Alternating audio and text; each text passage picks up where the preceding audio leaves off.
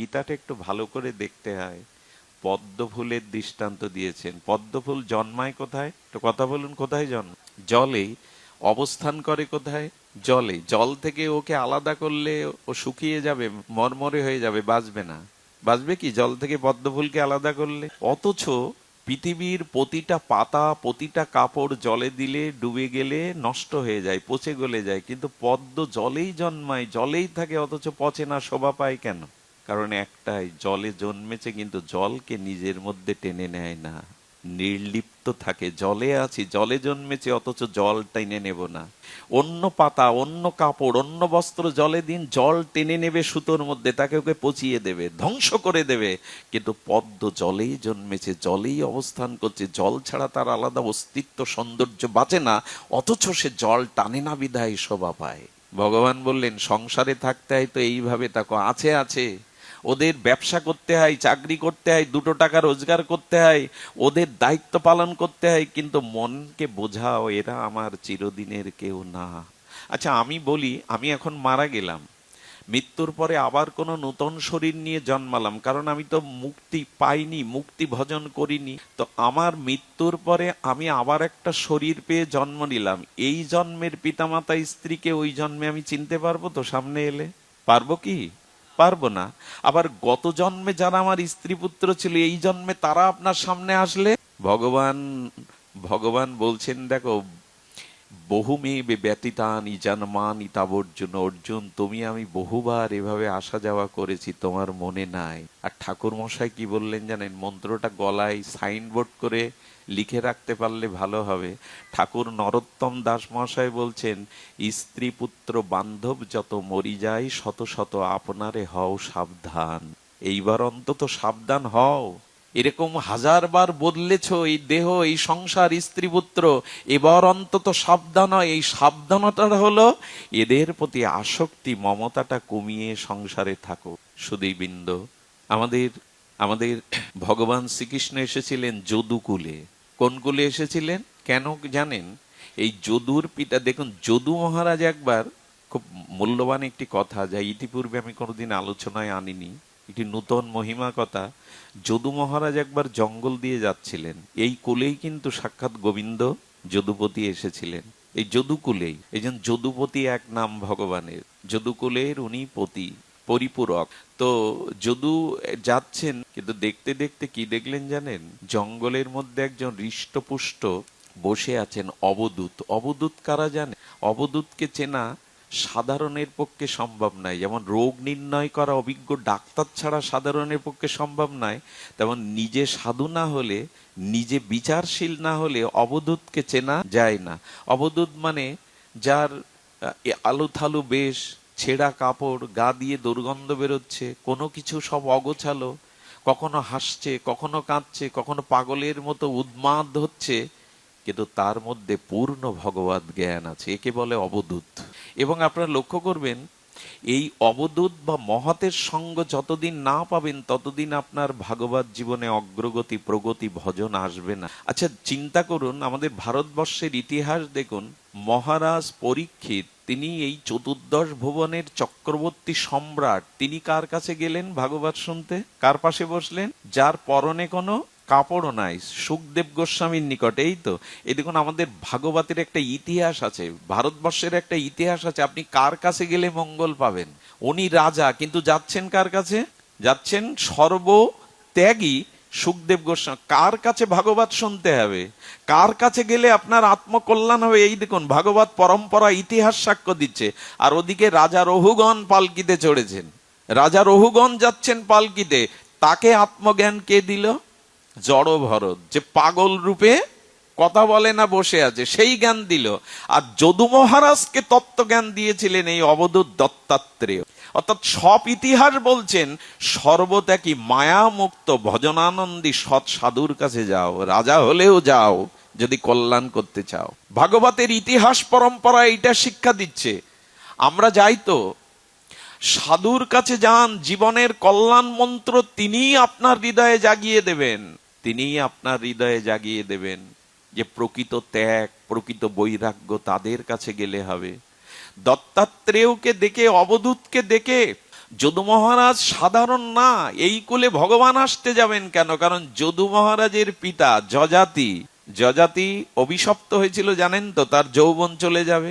নিজের স্ত্রী থাকতেও পর স্ত্রীকে গ্রহণ করেছিলেন, পর স্ত্রীকে তিনি গোপনে বিবাহ করে তার প্রতি কামালুপ দৃষ্টি দিয়েছিলেন, তাতে অভিশাপ এলো তোমার যৌবন জরাগ্রস্ত অভিশাপ নেমে আসুক। তো যখন কান্নাকাটি বললে তোমার কোন যুবক যদি তার যৌবন নিয়ে তোমার অভিশাপ নেয় তখন তুমি আবার ভোগ করতে পারবে। বড় ছেলে যদু, আচ্ছা কেউ তার যৌবন দিয়ে রাজ্য চাইবে? যদি যন্ত্রণায় মরে যেতে হয় তো রাজ্য সিংহাসন নিয়ে কি লাভ? কেউ রাজি হয়নি। তুমি আমার বড় পুত্র, পিতার আদেশ পালন করাই পুত্রের ধর্ম। যদু, আমার অভিশাপ জরা নিয়ে তোমার যৌবনটা আমায় দাও। উচিত ছিল কি পিতার আদেশ পালন করা? যদু বিচারশীল, চিন্তাশীল, ধর্মপরায়ণ না হলে এই শুভ বুদ্ধি আসে না। বলেন, পিতা আপনি প্রণম্য, আপনার জন্য এই রক্ত মাংসের দেহটা পেয়েছি বটে, তবে আপনি আমার এই দেহের মালিক নন। কারণ রক্ত মাংস পিতামাতা দেয়, আত্মা পিতামাতা দিতে পারে না, আত্মা ভগবানই দিয়েছেন। তাই এই দেহটা ভগবত ভজনের জন্য, আপনার ভোগের উপকরণের জন্য নয়। চিন্তা করা যায় কতটা ধর্ম জ্ঞান হলে এটা হয়। দেহ রক্ত মাংস পিতামাতা দিতে পারে, আত্মা পিতামাতা দেওয়ার ক্ষমতা রাখে না। আত্মাটা ভগবানেরই চিদংশ, ওইটা না থাকলে এ দেহের আর কোনো অস্তিত্বই থাকবে না। বলেন, এই দেহটা পেয়েছি ভগবত ভজনের জন্য, আর কেন দেব না যৌবন জানেন? আমার যৌবন নিয়ে আমার মাকে ভোগ করবেন আপনি, উচিত হবে কি সেটা? একবার চিন্তা করুন, ধর্মবুদ্ধি না থাকলে এই জ্ঞান আসে? ভগবানকে আর এমনি এমনি যদুকুলে এলো, বলেন আমার যৌবন নিয়ে আমার মাকে আপনি ভোগ করবেন, এটা অভিশাপ আসবে, এটা কখনো মঙ্গলের নয়। সুধীবৃন্দ, এই জন্য ভগবান এরকম ধার্মিক বিচারশীল এর কুলেই এসেছিলেন। এই জন্য সাধু না হলে প্রকৃত সাধুকে মূল্যায়ন করা, হৃদয়টা শুদ্ধ না হলে অন্য সাধুকে চেনাও যায় না। ওই দেখলে মনে হবে কিন্তু অশ্রদ্ধা আসবে। সাধু চেনাটা জগতে খুব বড় কাজ। ভগবান বুদ্ধি না দিলে, সুবুদ্ধি ধর্মবুদ্ধি না থাকলে চেনা যায় না। আমরাও ভুল করে বসবো। হাজার হাজার লোক যার পেছনে, লক্ষ লক্ষ শিষ্য যার, সেই সাধু। আর যে রাস্তার পাশে গাছতলায় পড়ে আছে, কেউ মূল্যায়ন করছে না, ও সাধু না। এ চিনতে গেলে একটু মেধা দরকার, ঘটে বুদ্ধি দরকার, ধর্মবুদ্ধি। জানেন, বৃন্দাবনে এমনও অনেক মহারাজ ঘুরে বেড়াচ্ছেন যাদের দেখলে মনে হবে পাগল, কিন্তু তাদের একটা দৃষ্টি আপনার জীবনকে বদলে দিতে পারে। ধরা দেয় না তারা। বিজ্ঞাপন করলে, শুধু বিজ্ঞাপন থাকলেই সাধু এমন না। অনেক বড় বিজ্ঞাপন, অনেক বড় প্রচার, শুধু এটাই সাধু না। সাধুকে চিনতে গেলে ধর্মবুদ্ধি থাকতে হবে। এই জন্য ওনাকে দেখে বলছেন, হে অবধূত। উনি রথ থেকে নেমেছেন, কথাগুলো খুব মার্মিক কথা। রথ থেকে নেমেছেন, রথ থেকে নেমে বলছেন, আপনি, আপনার যৌবন আছে, আপনি হৃষ্টপুষ্ট, আপনার ঘর নেই, আপনি কোনো কর্ম করছেন না, আপনি এখানে কোনো সুখের সম্ভার আপনার কাছে নাই। এই জঙ্গলের জল, নদীর আর বনের ফল আর বৃক্ষের ছায়, বাড়ি নাই, ঘর নাই, ঐশ্বর্য নাই, কর্ম নাই, কিন্তু আপনার মুখে যে হাসি, আর আমি রাজাও হয়ে ওই আনন্দ, ওই নির্ভয়তা হাসি আমার মধ্যে নেই। কারণ বলুন? আপনার চিন্তা করেছেন, রাজারাও যাচ্ছে এই ভিখারীদের কাছে। কারণ কি? শান্তি পেতে গেলে, আত্মকল্যাণ পেতে গেলে রাজার কাছে না, আপনাকে প্রকৃত সাধুর শরণাপন্ন হতে হবে। আমাদের বর্ষনায় বিনোদ বাবা এখনো ভালো একটা আশ্রমও করেননি। ওই প্রিয়াকুঞ্জে থাকেন, ওইখানে ভারতের বড় বড়, আমি তো দেখলাম ওই যে উত্তরপ্রদেশের কে জানো দাদা, মুখ্যমন্ত্রী যোগী আদিত্যনাথ, উনি গিয়ে মাটিতেই বসলেন বাবাকে প্রণাম করে। উত্তরপ্রদেশের মুখ্যমন্ত্রী, কিন্তু বৃন্দাবনে যার একটা কুটির ছাড়া কিছু নেই, তার চরণে প্রণাম করে ধুলাতে বসছেন, আসনও গ্রহণ করছেন না। কারণ কি? ওনার কাছে মন্ত্রিত্ব থাকতে পারে, ওনার পিছনে সেনা থাকতে পারে, কিন্তু মানসিক শান্তি পেতে গেলে সাধুর কৃপা চাই, মহতের করুণা চাই।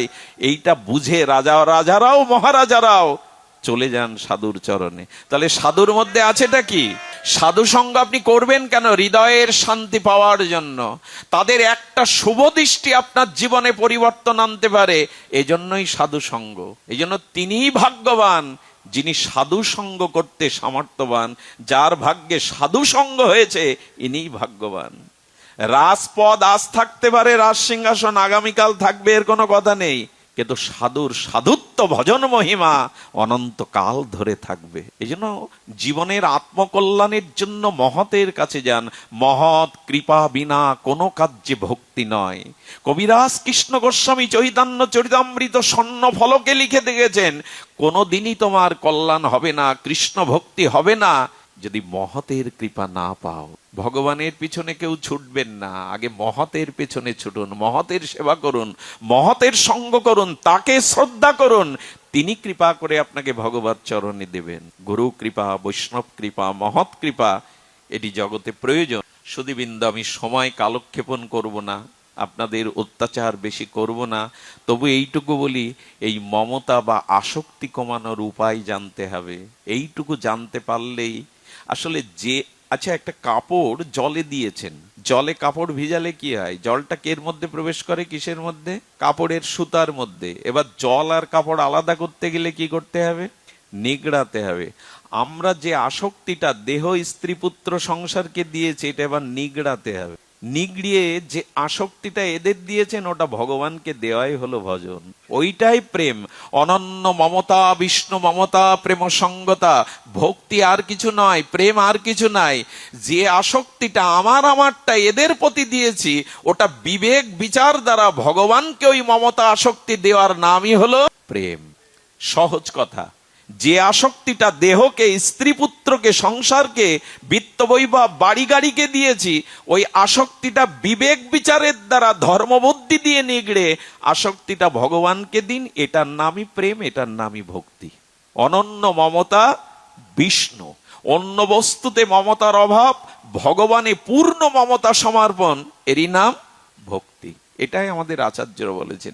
এই জন্য নারদ বলছেন, নির্মম হয়ে নারদজি সাধু সঙ্গ করেছিলেন 4 মাস। চাতুর্মাস্য ব্রতে দাসী পুত্র তখন নারদ হননি, ভগবানের পার্শ্বদ দেহ পাননি। বৃন্দাবন থেকে চাতুর্মাস্য করতে এসেছিলেন সাধুগণ। দাসী পুত্রের অধিকার নেই, তাই দূরে দাঁড়িয়ে সাধুদের কথা শুনতেন, সাধুদের জুতোগুলো ধুলো মুছে দিতেন, সাধুদের কথা শুনতেন, হরি কথা। সাধুরা যাওয়ার আগে একটু প্রসাদ দিল, কানে কানে ভগবানের একটু নাম দিল, আর বলল সাধুদের, এইটুকু দাসীর পুত্র, আমি বড় অভাগিনী, ব্রাহ্মণ পল্লীতে আমাকে খেলতে নেয় না, আমাকে উচ্চ শ্রেণীর সমাজে মিশতে দেয় না, আপনারা আমাকে সাথে নেবেন?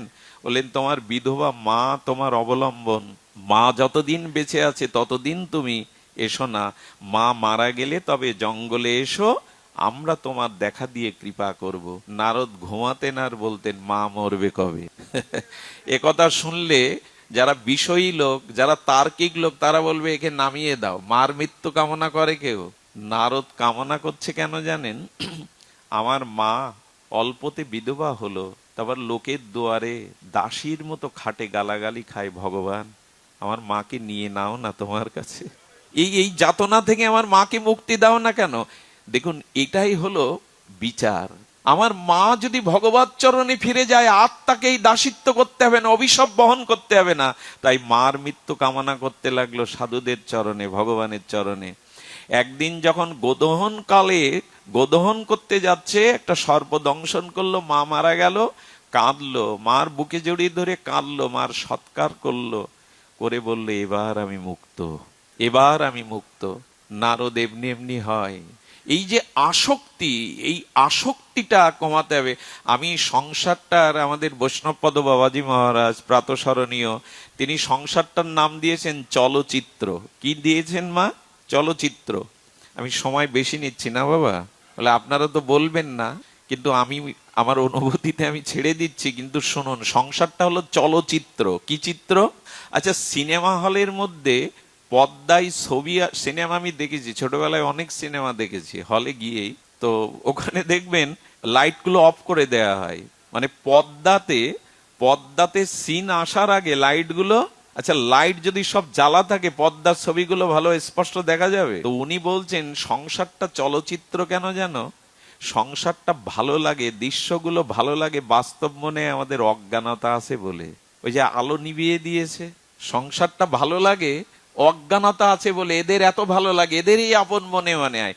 আচ্ছা, চলচ্চিত্রের পর্দায় সমুদ্র দেখাচ্ছে, কিন্তু পর্দার কাপড় ভেজে, একটু কথা বলতে হবে, ওইখানে তো সমুদ্র দেখছেন, পর্দার কাপড় ভেজে।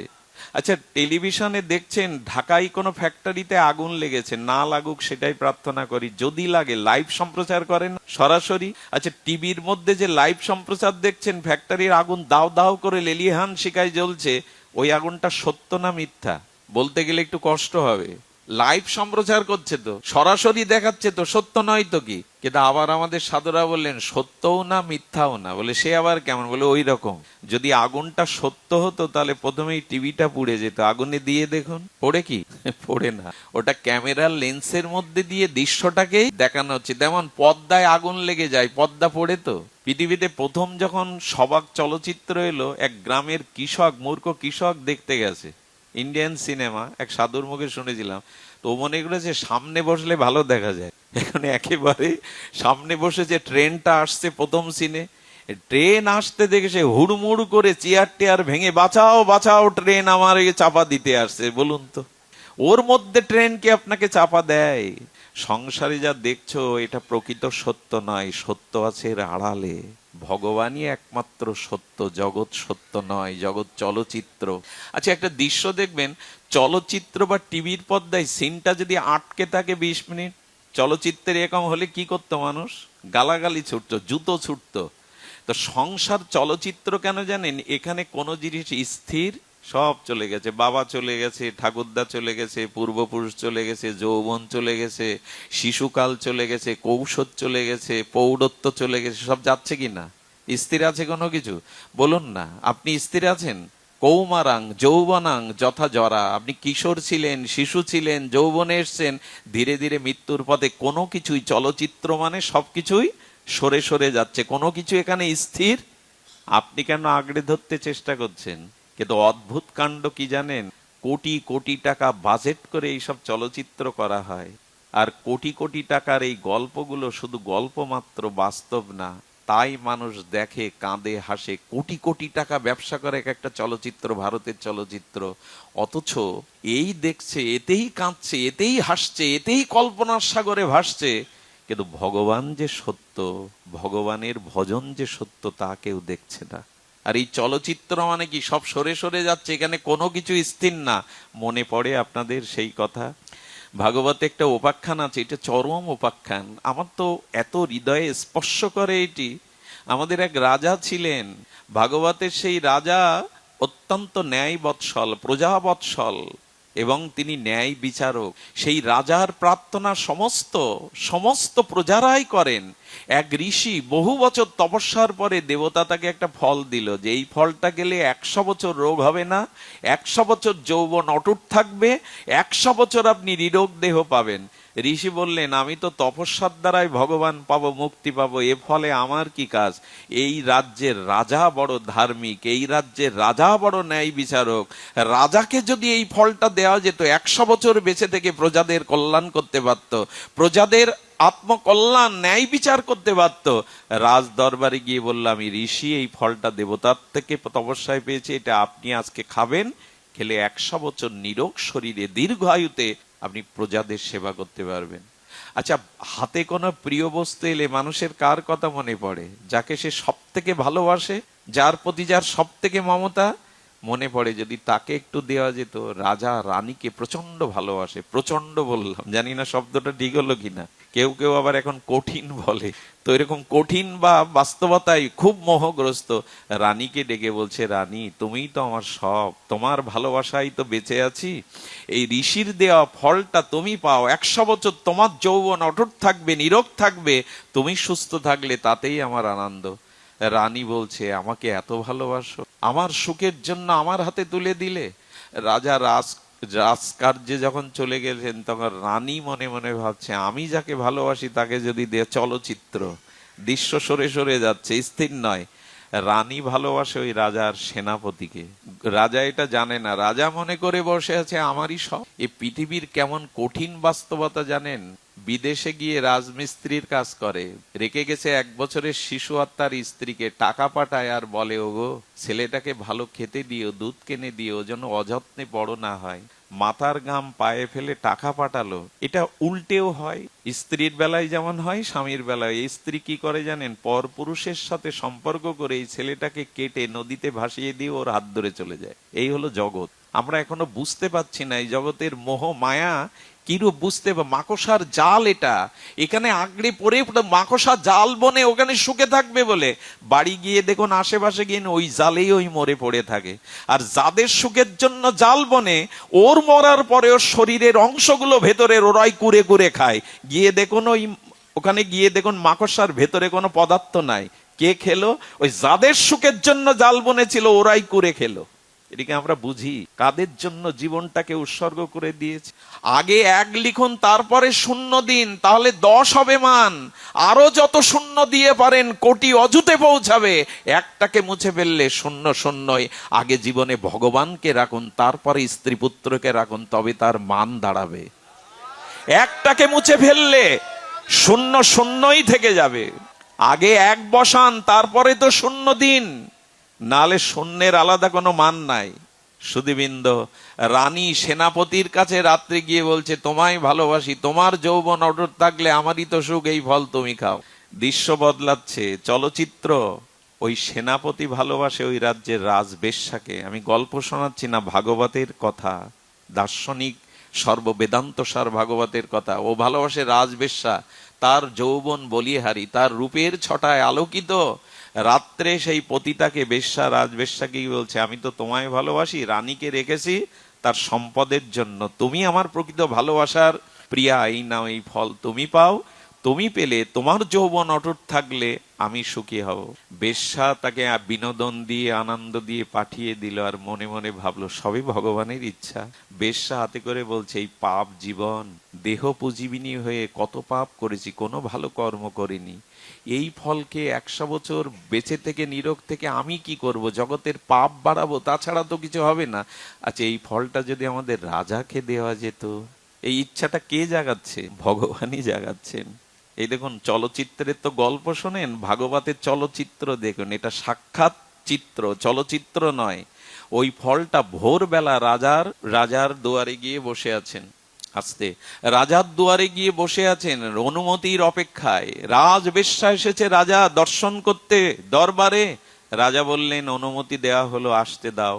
রাজার সামনে গিয়ে কালকের দেওয়া রানীর ফলটা তুলে পরে বললেন, আমি দেহ পুজিবিনি, আমার আয়ু নিয়ে লাভ নেই, ফলটা আপনি পান, তাতে 100 বছর আপনি সুস্থ থাকবেন। রাজা ফলের দিকে তাকাচ্ছে, আর একবার পতিতার দিকে তাকাচ্ছে। আমি যে ফলটা কাল রানীকে দিলাম, সেটা পতিতার হাতে কি করে এলো? সত্য কথা বলো, না হলে মৃত্যুদণ্ড, আর যদি সত্য বলো তো তুমি মুক্তি পাবো। বলো, মৃত্যুর ভয় করলে তো আপনার কাছে আসতাম ফল নিয়ে। আপনার সেনাপতি আমাকে ভালোবাসে, এই ফলটা সেই আমাকে দিয়েছে। এরপরে আর বুঝতে বাকি থাকে সেনাপতির হাতে ফলটা কে দিল। ওই মুহূর্তেই নিজের মাকে প্রণাম করে বলছেন, মা আশীর্বাদ করো, বাকি জীবনটা জঙ্গলে গিয়ে ভগবানের উপাসনা করে কাটাবো, আশীর্বাদ করো। সংসারকে আমার দেখা হয়ে গেছে, চেনা হয়ে গেছে খুব ভালো, আশীর্বাদ করো। মা আশীর্বাদ করলেন, ফিরে গেলেন। এই হলো সংসারের চলচ্চিত্র। যাকে মনে করছেন খুব ভালোবাসে, দেখবেন স্বার্থ যখন সামনে এসে দাঁড়াবে, সেই আপনাকে আগে পরিত্যাগ করবে। এটা জগতের নিয়ম সুধীবৃন্দ। এই জন্য ভগবানকে বাঁধন, আসক্তি দিয়ে, মমতা দিয়ে সংসারকে নাই। দাম বন্ধন মানে কি? প্রেম দিয়ে ভগবানকে বাঁধন। সংসারকে বাঁধতে গেলে ওটা ধরে, আচ্ছা যাকে ভালোবাসেন তাকে ধরে রাখতে পারবেন তো বেঁধে? মৃত্যুর হাত থেকে তাকে রক্ষা করতে পারবেন তো আপনি? তো রক্ষাই যদি না করতে পারবেন, ধ্বংস যখন হবে তখন সেখানে মমতা দিয়ে করবেন। যেখানে বাঁধলে, যেখানে মমতা দিলে আর ছাড়াছাড়ি হবে না, ধ্বংস হবে না, সেখানেই দিন মমতাটা। এইটুকু ফেরানোর জন্যই এই দামবন্ধন লীলা। তো সুধীবৃন্দ, ব্রজকথা একটি না বলে চলে গেলে বড় অপরাধ ধরে। এখানে বলছেন, কৃপা দৃষ্টি বৃষ্টাত দিনং, আমার দিকে এইবার দৃষ্টি দাও প্রভু, আমি যেন মহৎ সঙ্গ পেয়ে, সাধু সঙ্গ পেয়ে এই উপলব্ধি করতে পারি। ছোট্ট একটা বৃন্দাবনের দৃষ্টান্ত দিয়েই পাঠ বিশ্রাম 5 মিনিটের মধ্যে। এই দৃষ্টান্তটা কিন্তু আপনাদের হৃদয়ে নিতেই হবে। এই দেখুন, দৃষ্টান্ত হলো এই, আমরা এত দূরে যেতে পারবো না, কিন্তু একটু চেষ্টা করুন, কথাটা ভাববেন একবার করে। এই কলকাতারই এক রাজ পরিবারের উত্তরসূরিণী বিদুষিনী, অনেক বিদ্যা অর্জন করেছেন তিনি। লেখাপড়ার ডিগ্রি অনেক অর্জন করেছেন, অপরূপ সুন্দরী, তার রূপের ছটায় চারিদিকে ছড়িয়ে যায়। এই ষোড়শী, এই অষ্টাদশীতে তিনি কি করলেন, অষ্টাদশ বছরে 18 বছরের রাজ পরিবারের উত্তরাধিকারী ধন সম্পদ অরূপ অশ্বরার মতো রূপ যৌবন ত্যাগ করে এক কাপড়ে বৃন্দাবনে চলে গেলেন। ঘটনাটা এখান থেকে 150 বছর আগে। বৃন্দাবন তখন নাগরিক আধুনিক সভ্যতার যন্ত্র দানবে এত কিচিরমিচির ছিল না, চারিদিকে ছিল জঙ্গল, বনময় শোভা। কালীয় হ্রদে সিদ্ধ মহাত্মার একজন সিদ্ধ মহাত্মা ভজন করতেন। সিদ্ধ মহাত্মার আশ্রিত সিদ্ধ জগদীশ বাবা। সিদ্ধ জগদীশ বাবা ছিলেন সিদ্ধ মহাত্মা, ওনার চরণে পড়েছে, কারণ জানেন মহতের কৃপা না হলে রাধারানীর কৃপা বা প্রেম পাবো না। বাবার চরণে দূর থেকে প্রণাম করছে, বললেন বাবা সব ছেড়ে দিয়ে এসেছে, আপনার কৃপা চায়। মেয়েটা শুধু সাধুদের পাশে গিয়ে খুব বেশি কথা বলতে নেই, ওরা আপনাকে চিনে ফেলে, দেখলেই চিনে ফেলে আপনি কি উদ্দেশ্যে এসেছেন, কি আপনার ভাবনা। এই জন্য সাধুদের পাশে গিয়ে খুব বেশি গল্পগুজব করবেন না, পারলে তাকে প্রণাম করে একটা জিজ্ঞাসা করবেন, আমার কল্যাণ কিসে হবে, এইটুকু, বা জয় রাধে বলবেন।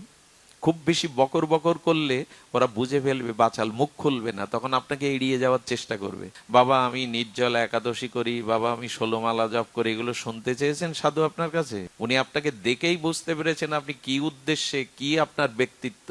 সাধুর পাশে গিয়ে এই জন্য খুব বেশি কথা বলতে নাই। উনি যেটা ভালোবাসেন জয় রাধে বলে বসে পড়বেন, কৃপা হলে দৃষ্টি দিয়েই উনি আপনাকে কিছু বলে দেবেন।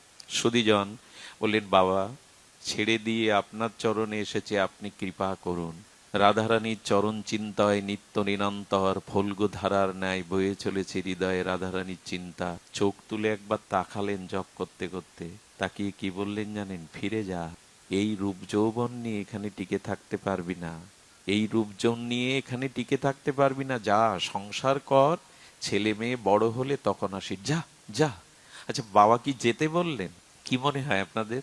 এটা সত্য। আমি মায়েদের কাছে অনুরোধ করি, বোনদের কাছে অনুরোধ করি, অনেক মায়েরা আছেন হঠাৎ আবেগে বলে কি আমি সব ছেড়ে গিয়ে আশ্রমে গিয়ে ভজন করব, বৃন্দাবনে যাব। খবরদার, বর্তমান পরিবেশে বর্তমান সময়ে এই যেখানে আছেন ওখানেই সংযত থেকে ভজন করুন, পথ হারাবেন না। আমি এই কথাটা আসরে বলা ঠিক হলো না, তবু বলি, চারিদিকের যে পরিবেশ তাতে হুট করে এরকম সিদ্ধান্ত নিয়ে চলে যাবেন না, শেষে পথ হারিয়ে বসবেন। বৃন্দাবনের এক মহাত্মা কি বলেছিলেন জানেন, বাঘ শুধু সুন্দরবনেই নেই, এই সব বনেও আছে, খুব সতর্ক হতে হবে। সুধীবৃন্দ তো কি করেছেন, ওকে দেখে বলছে ফিরে যা, আসলে ও তো সব ছেড়ে এসেছে। এই সুন্দরী যৌবনাবতী এমনি কি ছেড়ে আসে, পূর্বের কোনো স্বীকৃতি না থাকলে, সুবুদ্ধি না থাকলে? মনে মনে বললেন বাবা ফেলে যখন এসেছে আর ফিরে, মনে মনে বললেন, কি করতেন জানেন, সারাদিন একটা চট গায়ে দিয়ে বসে থাকতেন, যাতে ওর রূপটা কেউ না দেখতে পায়। ভজন মুখের কথা, অনুরাগ মুখের কথা, চট গায়ে দিয়ে বসে থাকতেন। গোধূলি বেলায় আবছা আলোতে দূর থেকে বাবার ওখানে ধুলি মাখতেন গায়ে, আর বলতেন বাবা কবে তোমার কৃপা হবে। বাবা যে জানতেন না তা না, জানতেন মেয়েটা প্রতিদিন আসে, সেখানে ধুলো মেখে যায়, চট গায়ে দিয়ে থাকে, বাবা এটা জানতেন। সিদ্ধ জগদীশ বাবা পরম মহাত্মা। 1 মাস মেয়েটা আসেনি, বাবা ভাবলো ও ফিরে গেছে, এত কঠোর জীবন কি এখানে প্রতিপালন করতে পারে, ও ফিরে গেছে। 1 মাস পরে একটা মেয়ে এসে সামনে দাঁড়ালো, তার রূপও নেই, যৌবনও নেই, কখান হাড় আছে, আর এই ঠোঁট আর চোখ বাদে সমস্ত জায়গাগুলো বলবলে লাল দগদগে ঘা, সব জায়গায় ঘা। কে রে মা, কে তুই, তোর পক্স হয়েছিল, আগুনে পুড়ে গিয়েছিলি? ক্ষীণ কণ্ঠে বলছে, না বাবা আমি আগুনে পুড়িনি, আমার পক্স হয়নি। ও তুই সেই কলকাতার মা, তুই 1 মাস কোথায় ছিলি, আসিসনি কেন মা? বললেন বাবা যেদিন বললেন এই ভরা রূপ যৌবন নিয়ে রাধারানীর ভজন হবে না, সেই দিন আমি কুটিতে গিয়ে বিবেকের দ্বারা চিন্তা করলাম, একদিন তো এই দেহ জরাগ্রস্ত হবে, এই দেহে পোকা হয়, এই দেহে পুজ রক্ত হয়, এই চামড়ার ভেতরে হাড় অস্থি মাংস মলমূত্র কীর্মিকীট আছে। সেই যৌবনই যদি রাধারানীর ভজনে বাধা হয়, এই যৌবন রেখে লাভ কি? কি করেছিলি মা? বলেন আগুন জ্বালিয়েছিলাম একটা মাল সাথে, আর লোহার শিক গরম করে আমি পুরো শরীরে সেই লোহার শিক গরমে সেকা দিয়ে যৌবন পুড়িয়ে দিয়েছি বাবা। পারবো তো ভগবানকে পাওয়ার জন্য? পারবো তো? নিজের আত্মসুখ জলাঞ্জলি না দিয়ে কৃষ্ণকে সুখী করা যায় না। আমরা তো আমাদের সুখ নিয়েই ব্যস্ত। ভগবান কিসে সুখী হবে? রাধারানীর কি করে সুখ হবে? এ চিন্তা আমাদের নাই। নিজের সুখের জন্য যতদিন চেষ্টা থাকবে নাম হবে কাম, আর ভগবানকে সুখ দেওয়ার চেষ্টার নামই হলো প্রেম। আত্মেন্দ্রিয় প্রীতিবাঞ্ছা তারে বলি কাম, কৃষ্ণেন্দ্রিয় প্রীতিবাঞ্ছা ধরে প্রেমর। কপটা চোখের জল ফেলেছেন ভগবানের জন্য। সংসারের জন্য তো কত কাঁদি, রোগ শোকের জন্য কত কাঁদি, ভগবানের জন্য কবার কেঁদেছি। জমিদার পুত্র রাজপুত্র রঘুনাথ দাস গোস্বামী সোনার চামচ মুখে নিয়ে জন্মেছিলেন। রাধা কুণ্ডের তীরে সব ভিখারি হয়ে 100-200 গ্রাম মাঠা ঘোল খেয়ে 2000 বার আর বৈষ্ণব প্রণাম করেন, 1000 বার বিগ্রহকে প্রণাম করেন, তাও সাষ্টাঙ্গে 3 বেলা অপতিত রাধাকুণ্ডে স্নান করেন, লক্ষ্য নাম করেন। আর কি করেন জানেন? রাজপুত্র রঘুনাথ রাধাকুণ্ডের প্রখর রৌদ্র বেশে সারা নিশি জেগে রাধারানীর চরণ কৈকর্য প্রেম পাওয়ার জন্য ওই রাধাকুণ্ডের ধুলায় মুখ গুজে সারা রাত কাঁদেন। তবই বাষ্মী ন জীবাবি তো আবিনা। হে রাধে, তুমি বিনা মোর কেহ নাই। হে রাধে, তুমি রাজপুত্র, রূপ সনাতন রাজমন্ত্রী, ছেঁড়া কাঁথা নাড়া মাথা দিয়ে আটা যমুনার জলে গুলে লবণহীন আগুনে ছেকে এই পেয়ে ভজন করেছেন। এরা সব রাজাধিরাজ। খুব সুখে থাকলে, খুব দেহ ভোগে সংসার ভোগে থাকলে ভগবান পাওয়া যায়। বাবা যৌবন পুড়িয়ে দিয়েছি, হবে না বাবা, কৃপা হবে না? সিদ্ধ মহাত্মার চোখে জল এলো, আয় মা আমার কাছে আয়। তুই ভজন করবি বলে সেক দিয়ে আগুনে যৌবন পুড়িয়েছিস, তোর হবে আয় মা। সেই দিন বাবা তাকে কৃপা করে দিল। মেয়েটা এত উপরে উঠেছিল ভজনে, ওর দিকে দুনিয়ার কেউ আর কামের দৃষ্টি দিয়ে তাকায়নি। রাধারানীর চরণ প্রাপ্তি হয়ে গেছিল তার। আসুন এই দেহ সুখের জলাঞ্জলি দিয়ে যদি পারি ভগবানের সুখের জন্য একটু চেষ্টা করি। আজ এইটুকুই। আপনাদের মঙ্গল হোক, সকলের কল্যাণ হোক। জয় শ্রী গুরু প্রেমানন্দে গৌর হরি বল। সুধীবৃন্দ, আমাদের বাকি অনুষ্ঠান যেগুলি আছে এর পরবর্তীতে আপনারা অংশগ্রহণ করে এই অনুষ্ঠানটা সাফল্যমণ্ডিত করবেন। আমাদের ধনঞ্জয় কৃষ্ণ দাস এই ভক্তের কাছে রাধাকুণ্ডের কিছু সদ্গ্রন্থ আছে, ওর কাছ থেকে সংগ্রহ করতে পারেন। সুধীবৃন্দ, আপনাদের সকলের চরণে প্রণাম জানিয়ে আজকের মতো ভগবত কথা এখানেই বিশ্রাম। বাবা, আমার কণ্ঠ নাই, একটু কীর্তন করুন যারা আছে, করো। শ্রী শ্রী রাধা গোবিন্দ জয়তু। সুধীবৃন্দ, 18 অক্টোবর 31শে আশ্বিন কৃষ্ণ ভক্ত সেবা সংঘ বাগেরহাট জেলা শাখার শ্রী রাধা গোবিন্দ মন্দিরে, রেলগেট রাধা গোবিন্দ মন্দিরে পাঠ আছে। এই জীবাধমের আশের কথা আছে, আপনারা নিমন্ত্রিত। জয় শ্রী রাধা। আমরা সবাই দাঁড়িয়ে রাধা নাম করব।